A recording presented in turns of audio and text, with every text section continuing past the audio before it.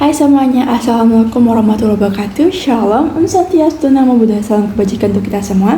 Hai, perkenalkan nama saya Reviana Salsabila dengan NIM 25022222046 yang saat ini ingin mempresentasikan tentang computing komponen dari matkul teknologi, informasi, dan juga komunikasi.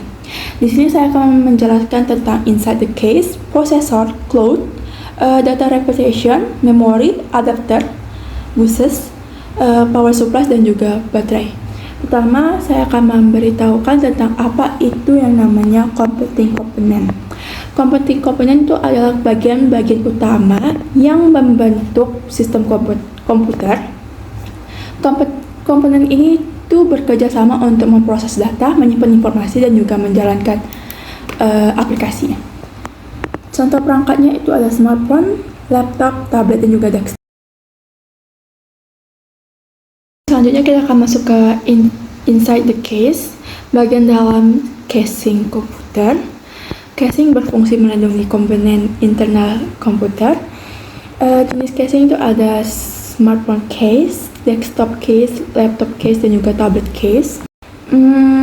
Lalu kita akan masuk ke komponen utama pada laptop juga desktop, yaitu ada motherboard, prosesor atau CPU, memori, RAM atau lainnya, lalu ada adapter card, dan juga bus system, power supply atau baterai.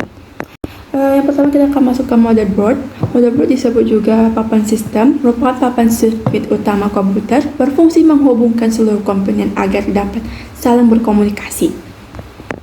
Terdiri dari chip komputer, integrated circuit, lalu transistor.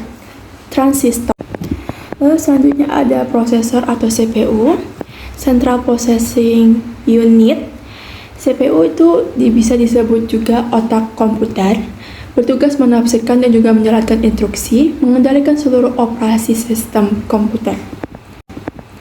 Lalu bagian CPU itu adalah yang pertama, control unit atau CU, mengendalikan dan juga mengatur alur kerja CPU.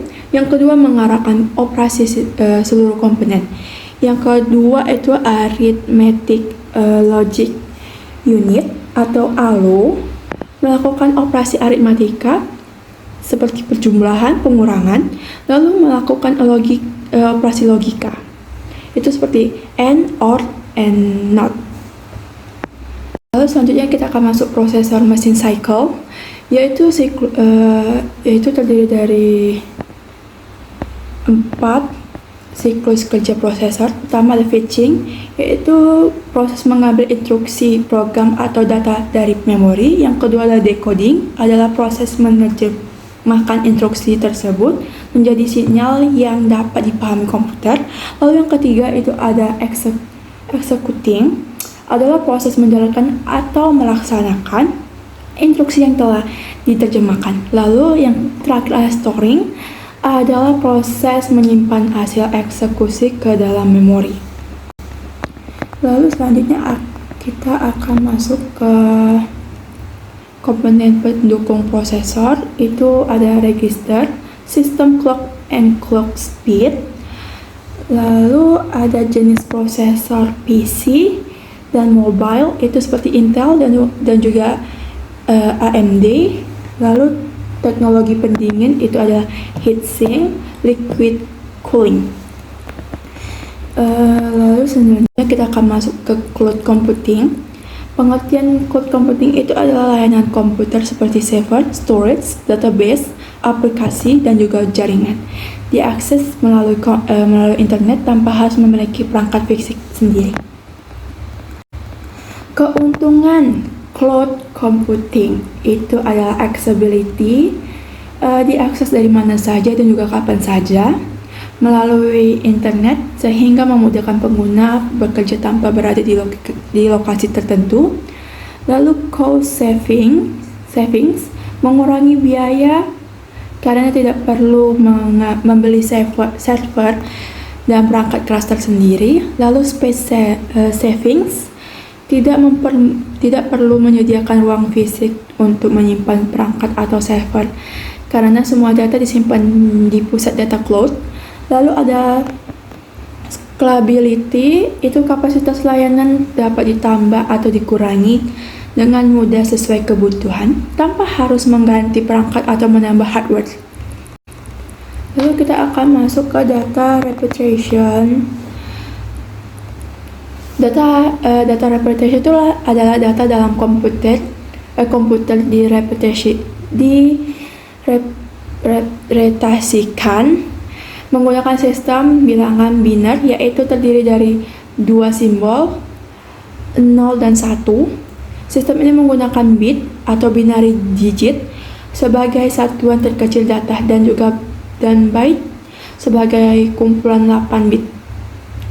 Lalu kita akan masuk ke memori. Memori adalah komponen penyimpanan yang berfungsi menyimpan data juga instruksi. Fungsinya itu adalah menyimpan instruksi dan data agar bisa diakses CPU, menyediakan tempat penyimpanan sementara selama program berjalan, menjaga agar proses komputasi berlangsung dengan cepat dan juga efisien. Lalu selanjutnya kita akan masuk ke byte dan juga address. Byte itu satuan dasar penyimpanan data. 1 byte itu 8 bit. Lalu address itu setiap byte dalam memori memiliki alamat unik. Alamat inilah yang memungkinkan CPU mencari data dengan cepat. Lalu selanjutnya ada jenis-jenis memori. Yang pertama itu ada RAM, Random Access Memory, yang menyimpan data sementara ketika program berjalan. Itu ada DRAM, Dynamic RAM, lalu STRAM, Static RAM. Yang kedua ada Cache Memory, memori sangat cepat yang berada dekat atau di dalam CPU untuk menyimpan data yang sering dipakai agar akses lebih cepat. Lalu yang ketiga itu ada ROM, Read Only Memory, yang bersifat permanen. Lalu ada flash memory, itu contohnya ada USB, SSD, dan juga kartu SD. Lalu ada CMOS, memori kecil yang digunakan untuk menyimpan konfigurasi sistem. Ini sepertinya ada di jam, tanggal, dan juga pengaturan BIOS. Lalu selanjutnya kita akan masuk ke adapter card atau kartu tambahan. Adapter card itu adalah perangkat keras yang dipasang pada komputer untuk menambahkan kemampuan atau fungsi baru yang tidak ada pada motherboard stand. Lalu kita masuk ke yang kedua. Expansion slot itu adalah slot khusus di motherboard yang digunakan untuk memasang kartu tambahan. Ini kayak seperti tambahan kartu gitu ya. Lalu yang ketiga itu ada USB adapter dan hot plugging. Ya, itu selain dipasang di slot motherboard, adapter juga ada yang menggunakan. Kita akan masuk ke boot system. Bus adalah jalur elektronik di dalam komputer yang digunakan untuk mengirimkan data, instruksi, dan sinyal kontrol antar komponen seperti CPU, memori, dan juga perangkat lainnya. Jenis-jenis bus itu adalah sistem pertama itu ada sistem frontside bus atau FSB, menghubungkan CPU dengan memori utama atau RAM. Kecepatan bus ini sangat mempengaruhi kinerja komputer.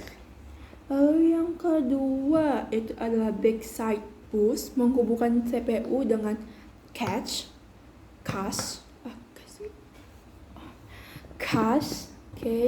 Yang kedua adalah expansion bus, menghubungkan CPU atau motherboard dengan perangkat lainnya.